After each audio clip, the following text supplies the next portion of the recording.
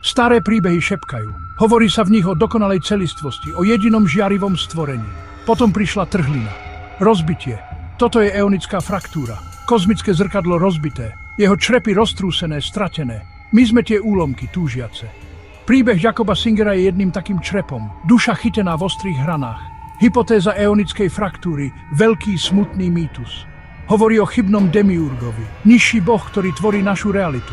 Tento svet je teda tieňom, nedokonalá ozvena skutočného svetla.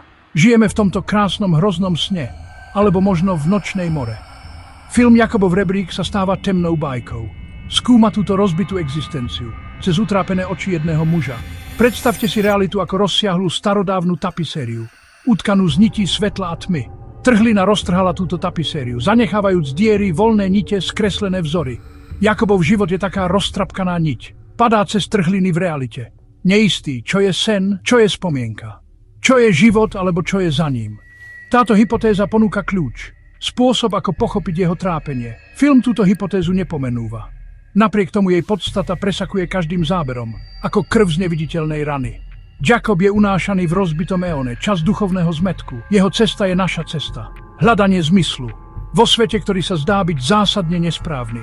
Hľadanie strateného svetla. Svetla pôvodného, nerozbitého celku. New York Jacoba Singera. To nie je len tak obyčajné mesto. Je to miesto presúvajúcich sa pieskov. Samotná realita sa akoby rozpadá. Jeden moment, všedná, známa, ten ďalší groteskný karneval, tváre sa topia, démoni sa zvíjajú, čas sa opakuje a zadrháva ako pokazené hodiny. Toto nie sú len halucinácie, sú to záblesky zlomu. Svet sa pre Jakoba rozpadol, alebo možno vidí jeho skutočný rozpadnutý stav. Závoj sa stenčuje, všedná koža existencie sa odlupuje.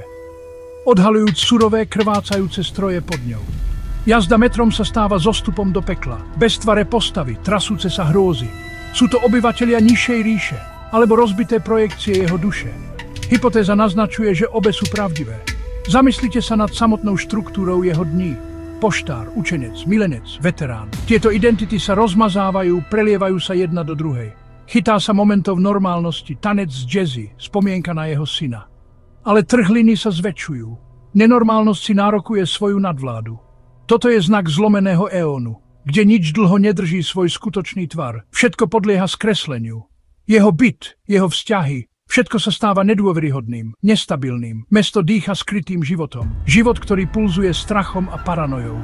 Hypotéza hovorí o archontoch, nižších vládcov tohto padlého sveta. Ťahajú nitky Jacobovho vnímania? Skresľujú jeho realitu pre svoje vlastné ciele? Alebo len vidí svet, taký, aký skutočne je po zlome? Jakubova myseľ je bojiskom, labyrint spomienok a hrôzy. Vietnamská vojna, skrytý experiment, smrť jeho milovaného syna, Gabeho. Toto nie sú len minulé udalosti. Sú to krvácajúce rany v jeho psychike.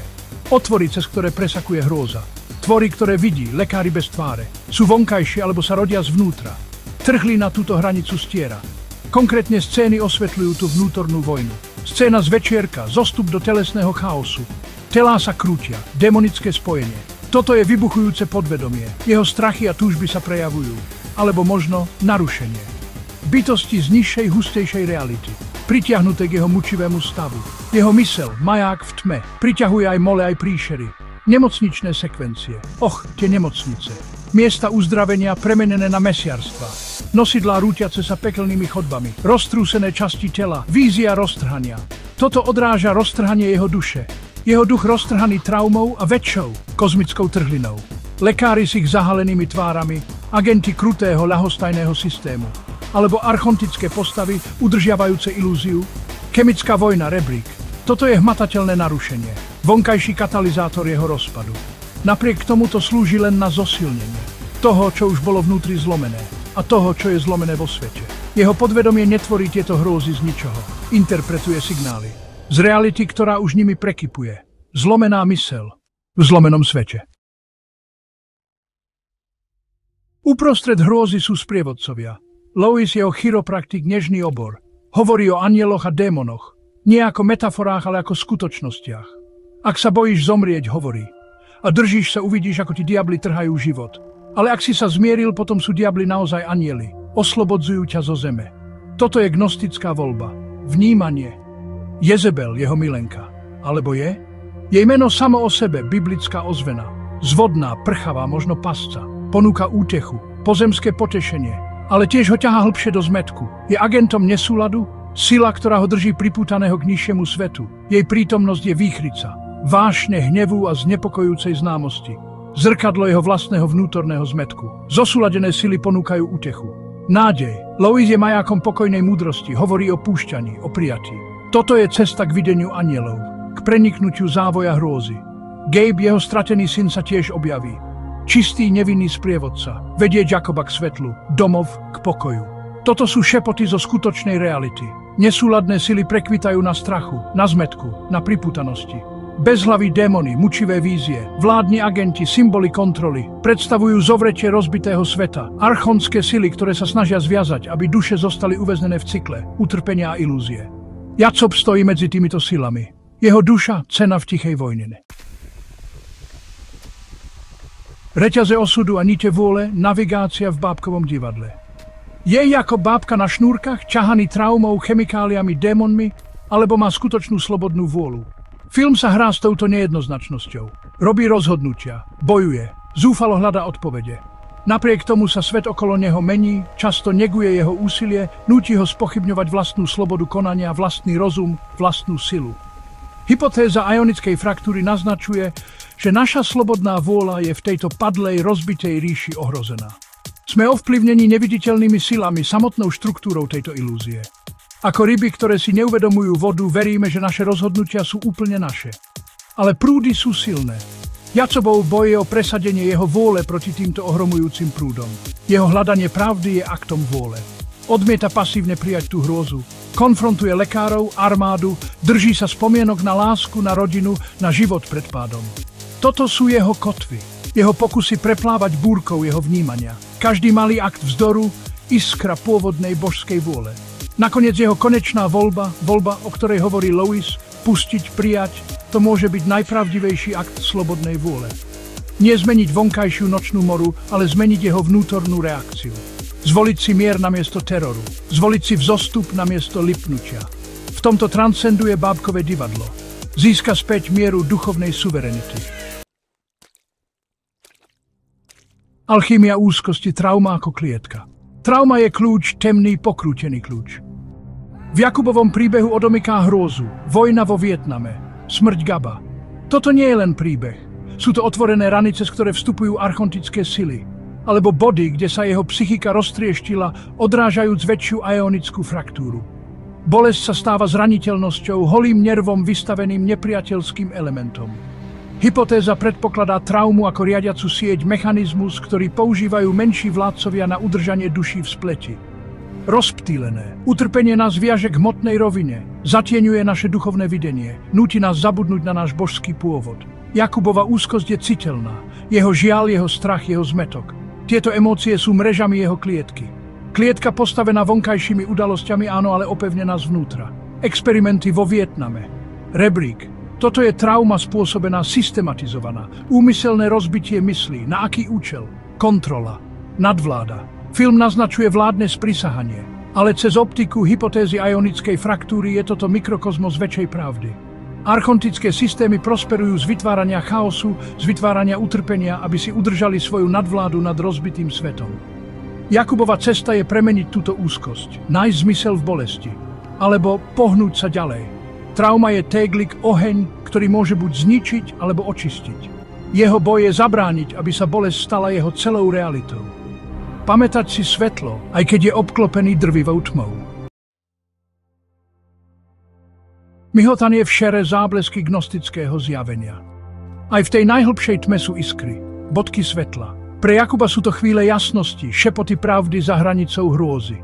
Gnostické prebudenie často začína nenápadne. Náhla intuícia, podivná synchronicita. Pocit, že tento svet nie je všetko, čo existuje. Jakub zažíva tieto záblesky. Sú často prchavé, premožené hrôzou, ale sú nepopierateľne prítomné. Louise, chiropraktik, je šíriteľom takéhoto svetla. Jeho pokojné slová prenikajú chaosom. Ponúka iný výklad, gnostický rámec pre Jakubove zážitky. Hovorí o živote a smrti, o anjeloch a démonoch ako o stavoch vnímania. Toto je priame odovzdávanie gnózy, poznania, ktoré dokáže oslobodiť dušu. Jakub počúva, vstrebáva. Hoci cesta k pochopeniu je náročná, spomienky na Gaba, jeho strateného syna. Toto nie sú len zdroje bolesti. Sú tiež cestou k čistote, k láske. Gabe sa často javí pokojný, vedúci.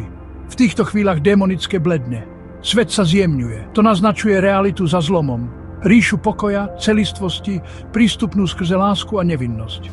Spomienka na neporušený eón. Dokonca aj niektoré z desivých vízií možno považovať za skreslenú gnózu. Odhalujú skryté mechanizmy, nepríjemnú pravdu pod povrchom. Gnostik sa snaží vidieť realitu surovú, neupokojujúcu ilúziu. Jakub je nechtiac zbavený svojich ilúzií. Toto nútené prebudenie je brutálne, ale je to predsa len prebudenie. Bolestivé zbavovanie sa klamstiev. Stúpanie po horiacom rebríku, smrť, vyslobodenie alebo klam. Záver filmu. Jacob stúpa po schodoch so svojím synom Gabeom k jasnému svetlu. Bolo mu povedané, že zomrel vo Vietname. Jeho pozemské boje, umierajúci sen, boj o jeho dušu v prechode. Dá sa to čítať mnohými spôsobmi. Je to len smrť, koniec života alebo niečo hlbšie. V rámci rámca ionickej fraktúry je toto stúpanie hlboko významné. Dá sa to vnímať ako gnostické oslobodenie. Duša konečne oslobodená z područia archontov. Trauma z Vietnamu, droga rebrík. Toto boli posledné, intenzívne ilúzie. Zúfalý boj duše pochopiť, nájsť pokoj pred opustením padlého sveta. Gabe, nevinný duch, psychopomp, ho vedie von z labyrintu. Preč z rozštiepenej reality k plérome plnosti svetla. Gnostická cesta sa však obáva ľahkých odpovedí. Mohlo by byť toto stúpanie ďalšou ilúziou? Jemnejšia vrstva stvorenia Demiurga? Krásny sen na upokojenie duše? Film to necháva lákavo otvorené. Pokoj, ktorý Jacob nájde, pôsobí zaslúžené. Skutočne. Napriek tomu bola povaha reality taká nestabilná. Zostáva nám premýšľať. Je toto skutočná transcendencia? Alebo posledná, utešujúca lož? Ja si to vyberám vnímať ako vyslobodenie. Jacob, vedený Loisovou múdrosťou a Gabeovou čistou láskou, úspešne prešiel bardom, prechodným stavom. Pustil sa svojich pripútaností, svojich strachov. Videl anielov namiesto diablov. Rebrík z názvu drogy sa stáva mystickým Jakubovým rebríkom. Skutočné stúpanie na vyššiu úroveň existencie, zacelenie jeho osobnej trhliny. Svet skrytý za závojom a zjednotenie roztrieštenej duše. Film Jakubov rebrík je viac než len psychologický thriller. Je to temná, duchovná odysea. Moderný mýtus o ceste duše svetom, ktorý sa zdá byť rozbitý, cudzí. Hypotéza ionickej fraktúry poskytuje fascinujúci pohľad na pochopenie Jakubovho trápenia a jeho konečného krehkého pokoja. Hovorí o univerzálnej ľudskej skúsenosti. Pocit stratenosti, vykolajenosti. Film naznačuje, že boj medzi svetlom a tmou, poriadkom a chaosom sa odohráva predovšetkým v nás. Naše mysle, naše duše sú skutočné hranice. Vonkajšie hrôzy, ktorých je Jakub svedkom, sú odrazom alebo zväčšením tohto vnútorného, duchovného boja. Oprava rozbitého zrkadla duše zahňa konfrontáciu s týmito vnútornými démonmi a hľadanie svetla vo vnútri.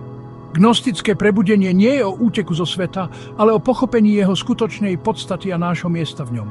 Je to o spomienke na našu božskú iskru, fragment pôvodného dokonalého celku. Jakubova cesta, hoci desivá, je cestou k takejto spomienke. Je obnažený, nútený čeliť najhlbším otázkam existencie. Čo je skutočné? Kto som? Trvalá sila filmu spočíva tu, v jeho neochvejnom pohľade do priepasti a jeho jemnom náznaku nádeje, že aj v tej najrozbitejšej existencii existuje cesta k celistvosti. Rebrík na výstup. Boj môže byť večný, ale svetlo, hoci často skryté, nikdy nie je skutočne uhasené. Všetci sme Jakub, hľadajúci domov.